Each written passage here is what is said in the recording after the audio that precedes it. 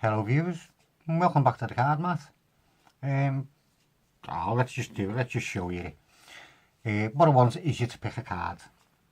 So anytime you like, you just shout stop and we'll take that card. Stop.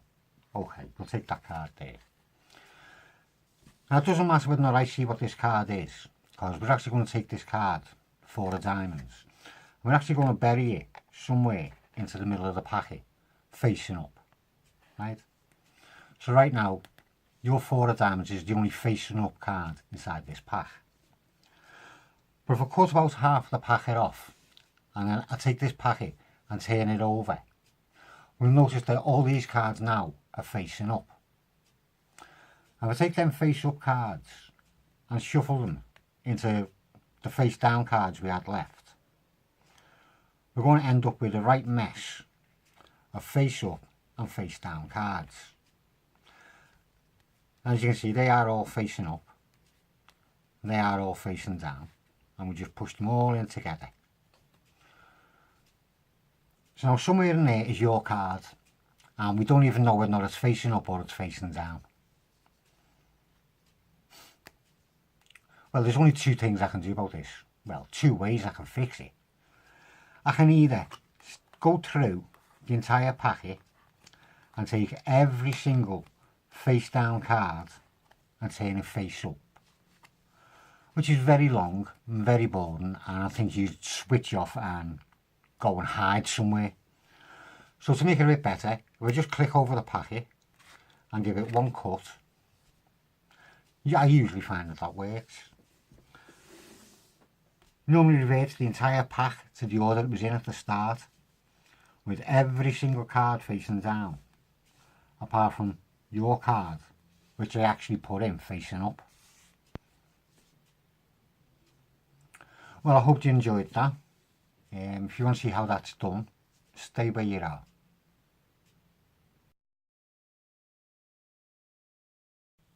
Well, I hope you enjoyed that performance. It's a trick by Michael O'Brien called Tour de Farce. Very nice triumph trick. The way he does it is a bit different. Well, the way he starts, it's a bit different to the way I do it. He starts off with 3 face-up cards on the bottom. I start with 4. I just think it looks a bit better with 4 myself. But whichever way you want to do it, the way he does it with the 3 or the way I do it with the 4, you have them cards face up on the bottom of the packet. And there's your setup. Right, you start just fanning through the cards so they can see all the cards are facing down, asking them to pick any card they want. And it is a completely free choice. So say they pick that one there. You just make sure that you don't end up spreading all the way down to the bottom and flash them. Then you say that it doesn't matter whether or not you see this card, because you're actually going to put it into the packet facing up. And like you do with like a Marlowe's tilt, the way you push into the middle of the packet to make flying cards. The way you push into the middle of the packet to make it jog out in the middle so it looks like you're trying to get it into the middle. You do that. So basically you're just holding the card on a bit of an angle. So it's not straight at the packet, it's just on a bit of an angle and pushes a chunk of cards forward. Then you want to slide it in as low to the bottom as you can, but making sure that you don't split them face up cards. Right? So I've got that like 3 up. That should be going in face up, shouldn't it? Yeah. It does help if I do it right. You put the card in somewhere near to the bottom. So as you can see, it's missing them face up ones. You don't want it in between them face up ones. And then you square it in. Now this is better done live really, this trick. It's no good really on the camera because you probably spotted that in the performance, this bit. But you break the pack in half and you turn it over to show that this pack's going to be facing up. And then you bring your hand over to point. Well, the way I had to do it on camera is bring that hand over to point, bring it back down again. Just rearrange the grip slightly and then bring it up and put it on the top. So it looks like all we've done is taken that off there and then I've just gone and put that on. but obviously I haven't. The pack's actually been turned over. Like that. Right?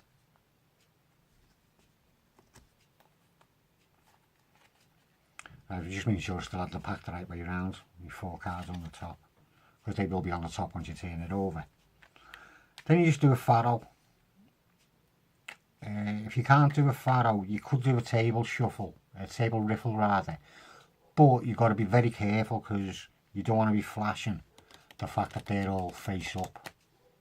So if you do a riffle shuffle on the table, it's got to be a closed one, if you know what I mean. But you riffle them in, making sure you get 1 or 2 of the face up cards onto the top.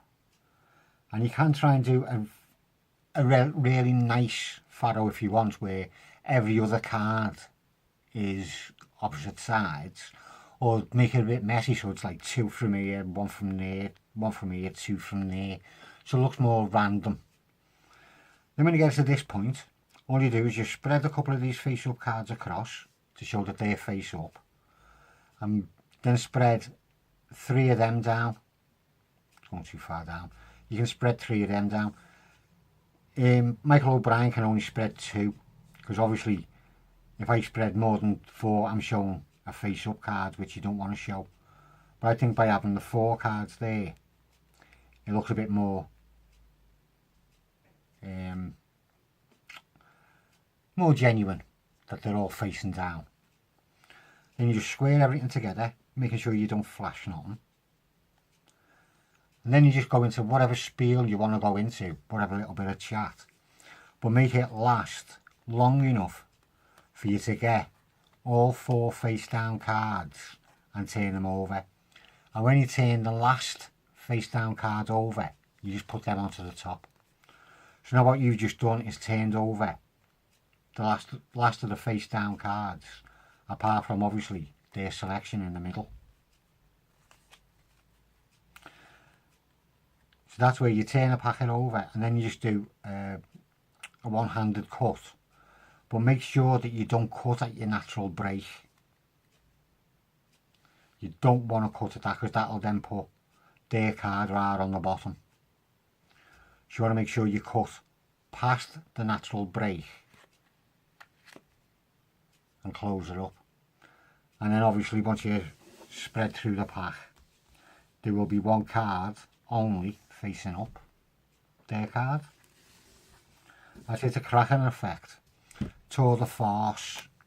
He has got another version of it called Tour de Force, which is a lot more complicated basically. So I thought I'd show you this one, which is the easier of the 2. Give it a bit of practice, then a bit more practice.